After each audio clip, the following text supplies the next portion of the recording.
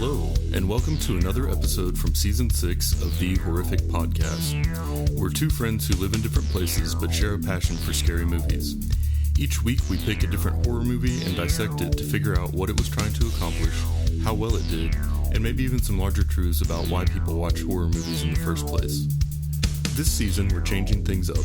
We're devoting a whole season to reviewing Esquire's list of the 50 scariest movies of all time. In each episode, we'll break down a different movie, talk about how scary it really was, and then update our rankings to prove how much smarter we are than the other people on the internet. Thanks for joining us, and we hope you enjoy the conversation. All right, this is it. We're back in the saddle. Back in the saddle again. We're doing like a real episode, but I'm nervous a little bit. Are you? Yeah, it's a new season, new format, new concept. It's it's the same on. You, buddy. Aw, that's nice. It's a different me. I'm more bitter than before. Well, because I got wind of someone you hung out with recently. Who did I hang out with recently? That SOB that I hate. That actually really doesn't narrow it down as much as you'd think it would. There's a lot of people I hate. It's just people you hang out with that I hate because I'm jealous. Yeah. Russell. Yes. I did happen to see our old friend. Yep, coming from that guy. Or going to that guy. Do you? Yeah, buddy. It's pretty great. Good. Tell you about it after this podcast. Yeah, okay, that sounds good. Also, I like that we're already like off 2 minutes in and you're talking about things you're going to talk about later. I know, man. I figured. Anyway, sorry. This is shaping up quite well. I'm just excited to be back. Legit, like happy to be back. I was happy all day today. Yeah. I'm pumped. Yeah. Nothing got in our way. We're back in action. Feels fresh. If you wonder why we haven't listened to the last podcast, you idiot. Yeah, this season more than any is worth devouring sequentially, I think. Yeah, dude. So just devote a couple hours of your life each week to watching a movie and then devote another 30 minutes or so to listen to us talk about it, and everything will be great. Yeah. Or don't watch the movie and just listen to us. Yeah, that's fine too. We're not telling people what to do. Yeah, live your life. But yeah, so for people that have listened to us in the past, things are a little different. For people who are listening to us in the present, here's what's going on. We have been doing this podcast for a while, a couple years, and we'd just kind of been picking movies at random. Occasionally we'd pick a theme and we'd stick with that theme for a month or something. But we recently found a list on Esquire, of all places, and it is the 50 scariest movies of all time. And we'd already done almost 20 of the movies, so we thought, let's just finish the list off and see how these things rank in relation to each other. So last week we did like the kickoff episode, and we talked about the ones that we've already seen and kind of where they rank in relation to each other. And then now we're going to do one movie from the list each week, and at the end we will go back through kind of where on the list it fits for us. So this week we did the movie Blood and Black Lace from 1964, which is an Italian film. And before I do the intro, I want to read what Esquire wrote about it because it made me giggle. So Esquire wrote about this movie: Director Mario Bava. In the most stylish horror movie of all time, a masked killer picks off sexy, but not always bright, models at a fashion house. The perverse elegance of a model getting her face burned alive on a hot iron in Technicolor is a iconic moment in giallo filmmaking. There's a couple things I really love here. Yeah. What's a fashion house? I'm on the list. I don't know. I have no idea. Also, how does a face get burned alive? I know what it is, Daniel. I was trying to act tough. Oh. My wife watches a lot of that show, the runway thing. How to Live Like a Runaway. No. Love and Hip Hop in Atlanta. Something. America's Greatest Runaways. Bake Show. No, that's a good show. Anyway, a fashion house is a house of fashion. Killed it. All right then. Moving right along. Yeah, I like how in this though, he kind of insults him, like a mess, picks off sexy but not always bright models. Mm-hmm. Yeah, it's like damn. Yeah, and it's straight to the point. Yeah, but there's also he talks about her face getting burned alive. I don't think you can burn a face alive. I feel like you can burn a person alive. And you could burn a face dead. Yeah, or you could burn any number of things alive, but I never have been like, oh, I hope that face doesn't get burned alive. Right. I think it would be like burned while alive. Burned alive. Yeah. Oh, I don't know, man. Anyway, that struck me, and then it says that it's a iconic moment. I feel like that's just amateur, a little bit. That's amateur grammar. And if I'm saying that, then you're doing poorly. There is an iconic. Is it an? I would think so. Oh, nice. Unless it, like, you know how with Houston, some people just say Houston? Yeah. Absolutely. Maybe they're just saying, like, this is a iconic moment. This is a iconic moment. I got that. So I read it and thought it sounded great. So I'm right there with it. Yeah, anyway. Yeah. So, one episode in, we're now going to get sued by Esquire. We've hurt our chances of ever being voted the sexiest men alive, and things are really taking a downturn. Well, speak for yourself. I think we still have a shot. I think you might have a shot. No, it's a team thing. All right, I'm going to introduce the episode. Let's do it. Blood and Black Lace was released in Italy on March 14th, 1964, and in the United States on April 7th of 1965. It was directed and co-written by Mario Bava and is considered to be a very influential film in the giallo genre, which is generally a mix of crime, violence, and mystery. This movie follows the investigation of a masked killer who murders several fashion models who work for the same studio, all in pursuit of the contents of a mysterious diary. Though it received very mixed reviews initially, over time this movie has gained a strong reputation and is generally regarded as the template for other giallo films, as well as for the entire slasher genre of horror. It can currently be streamed on Amazon Prime Video. Nice. So, I have some facts about this. Not too many. Okay. Surprisingly, there wasn't as many, but so this is actually the first.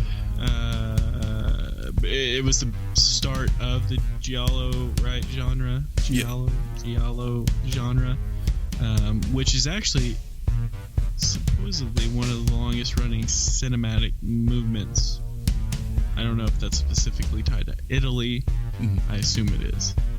I'm glad you also explained what giallo genre was, because you simplified it a lot better than I was going to. So, basically, I got these facts straight from IMDb. A lot of the movies that we watch, you can generally find someone who writes like multiple facts, and I try to, match them. I couldn't really. I had trouble with this one. Couldn't really find much. I don't know if it's because being Italy, I assumed it was going to be more iconic, but anyway. I think it's pronounced conic. Conic. Yeah. It's a very conic movie. Very conic. So most of the male characters were dubbed by Paul Frees for the American release of this film, which I thought was interesting. So the same guy did the voices? Most of the characters. It doesn't list out the specific ones. Okay. Yeah. Let's see. The original release in America, I guess the people who were distributing disliked Bava's opening credits that showed the cast posed around the salon and a series of created tracking shots. Basically, the distributors had like a new opening credits made with a series of macabre. What is that? MACABRE? So I think it's macabre, but I don't know why I think that. macabre animations of mannequins being shot. So the one I watched was them all standing around like that, which I thought was kind of interesting. Yeah. It reminded me of Clue. I was going to say the same thing. That's in my notes. Did in that alternate intro, did any of the mannequins get burned alive? Probably all of them. Well, that would make sense because they aren't alive now, so they could have got burned. They got burned into life. Into life. It's like a whole different element. Yeah. So the English transition,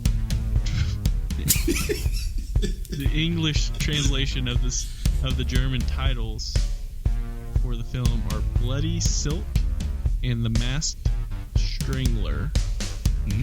Also, I got these facts before we decided that to do, with the spoilers. So I'll have more spoiler-friendly facts in the future. I like it. Yeah. I was actually like, when you said this movie, I was actually kind of excited about it. I had no idea what to expect. It was one that I hadn't heard about, and then I saw all the stuff about it being like early and influential. It was real conic in this genre, you might say. And so but then its connection of this to slasher movies and a lot of the sort of recurring themes and formulas that come back, I was interested by. And after seeing it, I know I mentioned in the last episode, like, it was cool that the list had both Night of the Living Dead and 28 Days Later, because it was like where something kind of started and was popularized, and then where it's evolved to after many years of being like developed in the genre.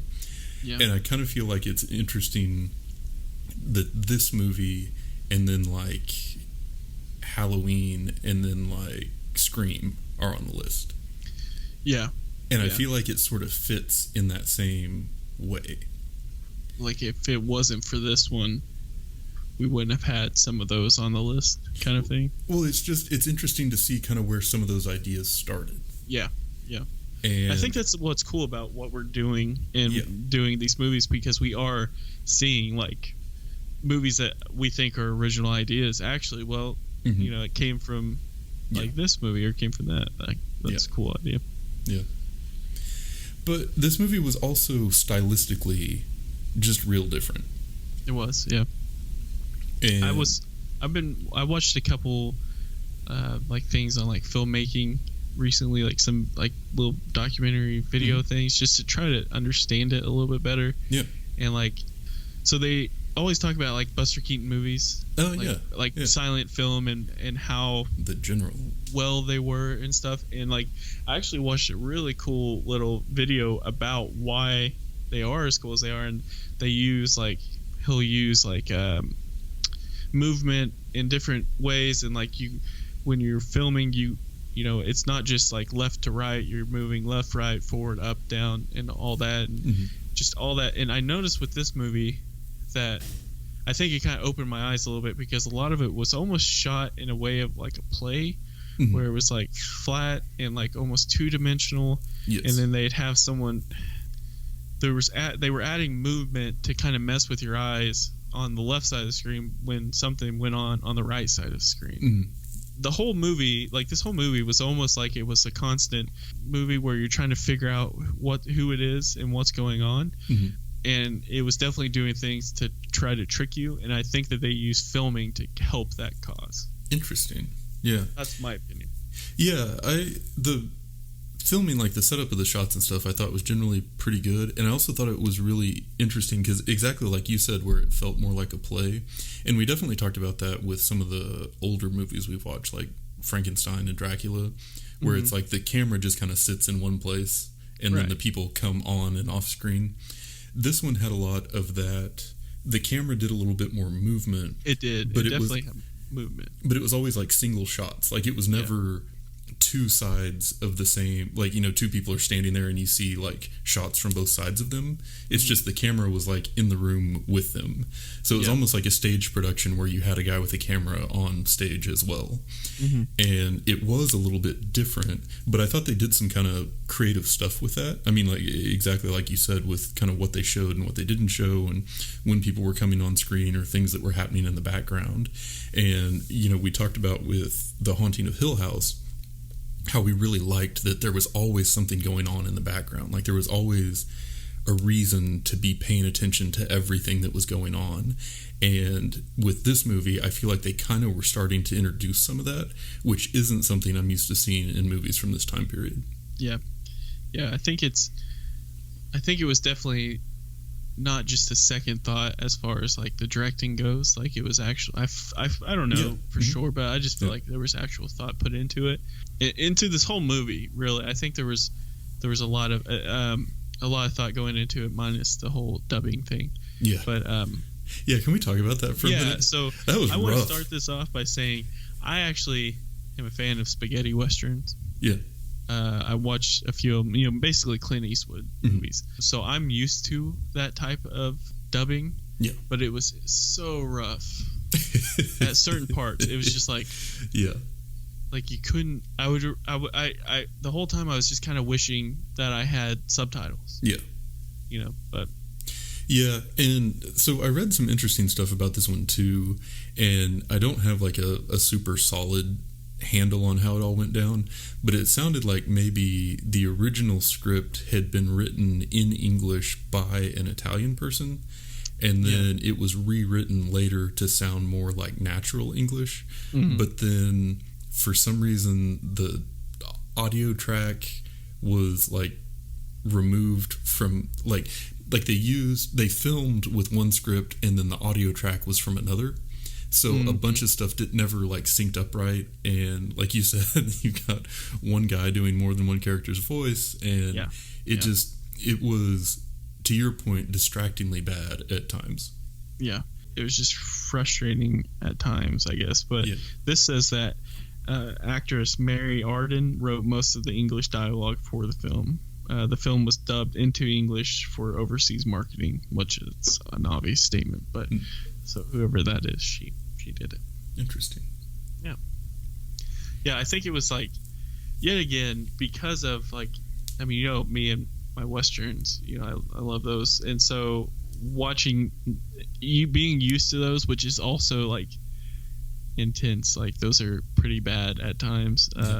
It got away with it, but just like barely. Yeah, for me.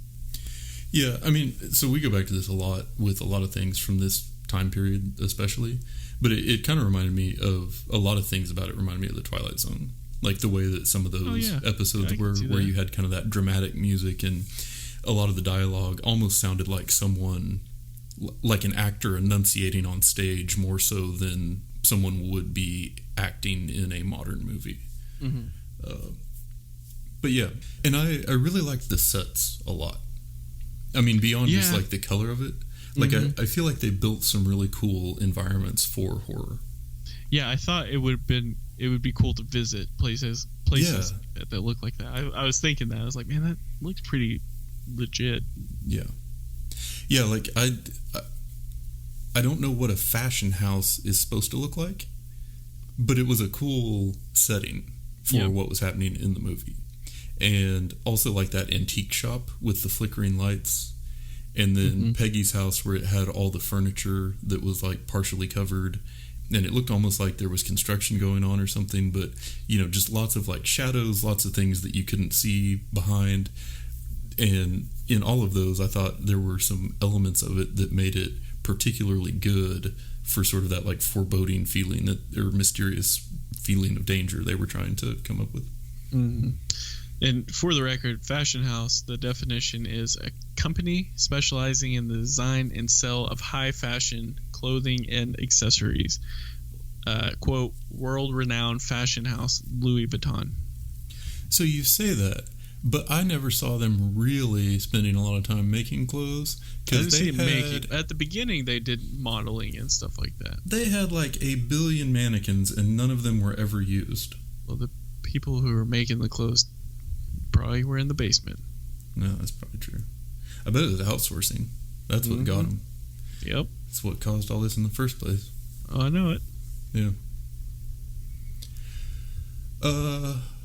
But yeah, so some of the scenes from this were on lists for like scariest movie scenes of all time. And I think that the movie, as far as being scary goes, definitely works better on a couple of scenes basis, not the whole movie. Yeah. Like, I didn't feel... First of all, this will probably, I'm sure, shock you. I thought the movie was too long. But I really didn't feel like there was, like, an overwhelming sense of, like, urgency or anxiety to a lot of it. Yeah, but there were a couple of scenes that were set up really well and I thought were very creatively done. Yeah, I think the reason why I didn't feel like an emergency is because they were trying to make it feel like it could be anyone or seem like it could be anybody, you know, or like we're really working that angle. Yeah. And so because of that, it took a lot of the fright out of it until like the specific scenes where, you know, the masked strangler showed up. Yeah. He looked like Rorschach from The Watchmen. He did, yeah. But I thought he was a good villain. I mean, for like... I thought it was definitely creepy, yeah. Yeah, for no like real special effects or CG or I mean, I feel like they created a great villain. So. Yeah, I think there were... So I think as far as like a scene that I enjoyed was... and, you know, I'm going to mess up names, man. But I think just even the intro... where Isabella's coming into the fashion house. Yeah. And that whole scene from her going from there to basically dying, like I think that set the stage for what's going to happen. Yeah. And kind of like, I mean, it was 1964. You know, she gets strangled, which was really intense. Like, like come up behind and strangle him, and then you know, drags her off and just kind of, I don't know, it just sets the stage of like, okay, like we're in for the long run here. Like they're not cutting away when the strangling starts or whatever, you know. So I think that's the scene that one of the ones I enjoy the most. Yeah. No, I agree. I think it was great that was so early in the movie because it set the tone for sort of what was to come and what basically that everybody was in danger the whole time. Yeah, but it also had, real quick, just tied to that scene real quick, a thing I enjoyed about this movie, though, is when they find Isabella's body, she has the strangle marks on her neck, like indention that looks like, so it was like that attention to detail. I was like, you know, yet again, for being a movie in 1964, that's crazy. Yeah, and I guess that was one thing we didn't talk about as much with before, but just the makeup in general, like... when someone would get hit, you know, you would see like that they had been hit, like they took damage like you would expect people to. Yeah, exactly. But also the way that they made up like the dead bodies and stuff, I thought was really good. And so when the boss lady opens the wardrobe and finds the corpse, that was super unexpected. But the way that they used the music and then also zoomed in on the face, there was clearly like a lot of makeup being used, but it was done well. It wasn't campy and over the top. So that whole scene came across as just like shocking. And the combination of the music, the camera work, and like actually good, that is just a gruesome looking like corpse, made it effective and not goofy when I feel like it could have easily gone the other way. Yeah. Yeah. For being, you know, that old, the type of makeup and stuff, it looked pretty good. Yeah. But not, I mean, so there were some scenes too that I thought were a little silly maybe. Like so there's the one where the girl's on the phone talking to Frank about hiding the diary. Yeah. And then you see that shadow come across the curtain behind her. And it's been a while since anything happened other than just the development of the murder mystery in the beginning. And you're like waiting for something to happen, and then it just doesn't. It was like, well, that felt like some unnecessary build-up. And then there was the scene where she goes into the dark antique shop looking for Frank, and the camera like pans back towards the door, and you see that black gloved hand reach up toward the light switch. Yeah. And then it just kind of like paws at the air and doesn't flip it. It just comes back. Yeah. Yeah. Yeah. When they're talking about the dialogue about the diary that they find, yeah, they have that whole like, I'll give it to her, this and that, and it's like, okay, and you have all the people looking like concerned. Yeah. Then you have the phone call that she's gonna take it to him, and then like it's immediately like shut down by him, and it's like, okay, well, I won't take it to Frank. It was just weird how it was like there's just all this drama about this diary going somewhere, and then it ended by just like, no, don't come here, I'll come there, and it's I don't know, it was kind of a waste, but yeah, it was. The lights were also in the next scene that you're talking about. The lights were kind of flickering before too, and it's just like, and then once they actually completely go out, it was just like nothing. It was just like continuing, like she was just continuing where she was going. Yeah. And it was like, well, that would have like tripped me out, like lights going out, but especially someone's killing someone. But yeah, okay. Yeah, there were a few scenes that didn't really add up, but it did get intense, like when the killer's at Peggy's house and there's like the big fight, like it's just Peggy like that was some intense. Yeah, the Peggy getting attacked, I think was probably one of the more scarier scenes in that movie. Yeah. So when they're at I think it's at Frank's apartment, and so is it Frank's? I was getting these names kind of mixed up. I was too, and I think like I had a really hard time telling the men in the movie apart. Yeah. But now that you've said that they all had the same voice, that makes me feel a little better about myself. Yeah. So the scene where they take the diary, where whoever takes the diary throws it in the fire. Yeah. The doorbell rings, or there's a knock or whatever. They go to the door and it opens, and you think it's the police detective. The police detective rings, said that they're coming over. You think it's a detective. They open the door and it's the masked strangler. I thought that was really well thought out. Like I thought that was a good call to say that the detective's coming over, so she's going to be relaxed when she goes to the door, opens the door expecting them, and you're expecting them as well. Yeah. And they make it seem like she's going to get in trouble for burning the diary because she just burned it and things were kind of floating and she was trying to hide it in the fire, and then all of a sudden, it's the strangler, and trying to explain to the strangler that she had burned it, and then she burned that diary alive. Then she gets burned alive. Yeah. And that, of course, that the torture scene in the basement with the face melting was very intense as well. In 1964, that's those Italians, man. I also noticed that the murders were just like getting worse and worse as the movie was kind of going on. Yeah. Like it started off with strangling, and then went to like the 3-claw stab in the face. Yeah. And then the burning, and Yeah, and so that was one thing for sure. And then I had also read something about this movie being one of the early ones to mix like sex appeal and murder.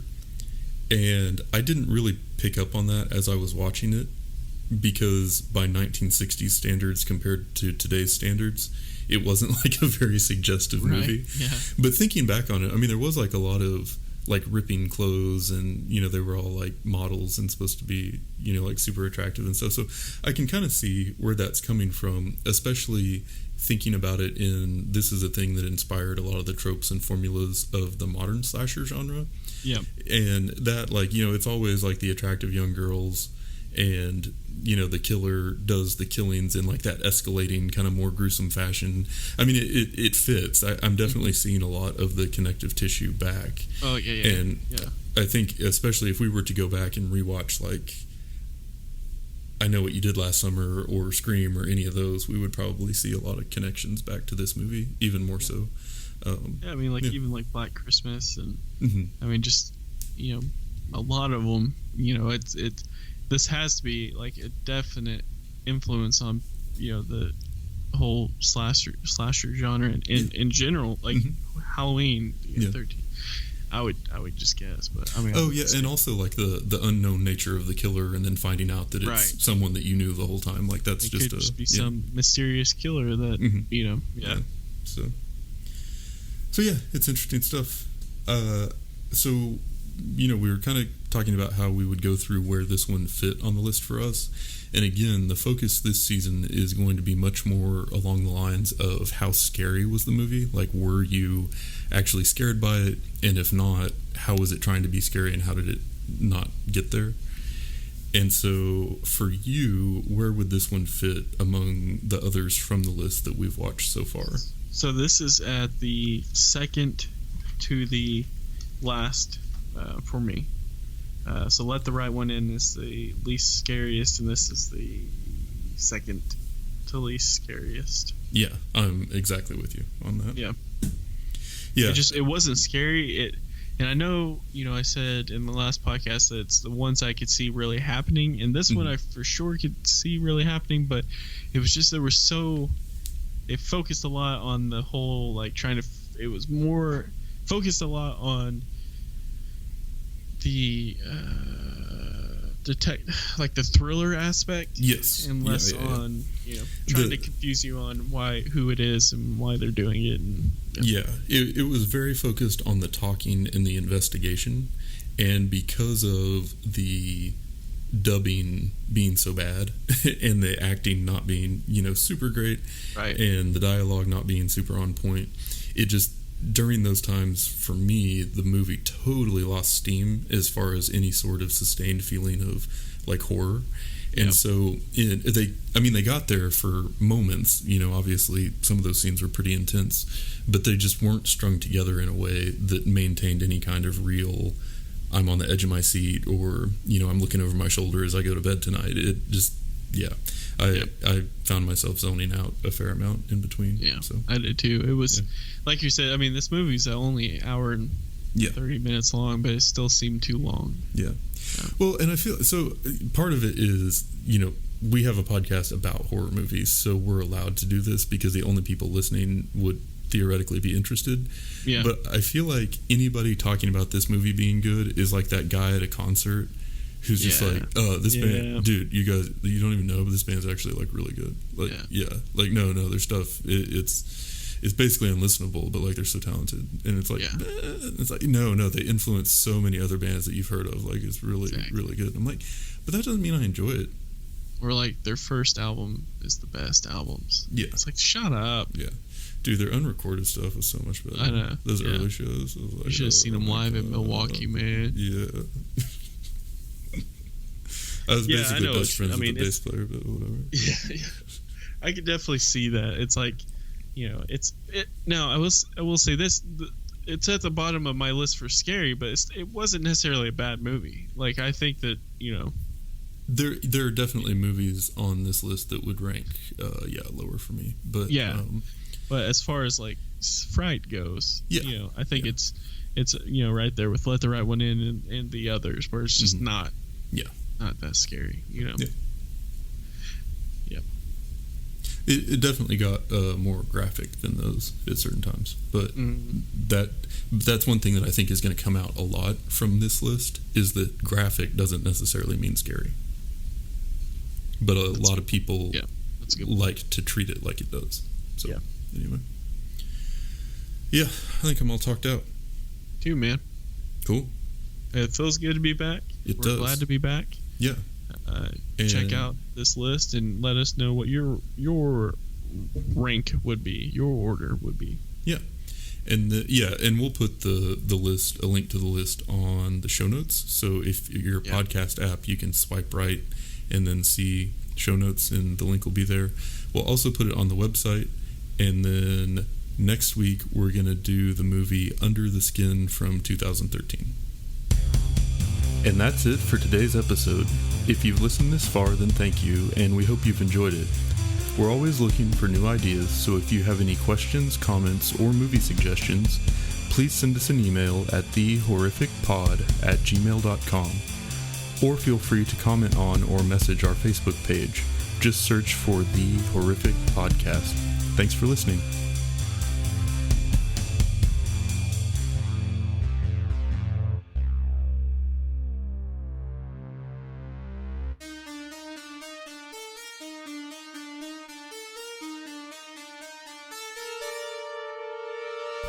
His name starts with a S and ends with shithead. Wait, damn it! His name starts with a S and ends with hithead.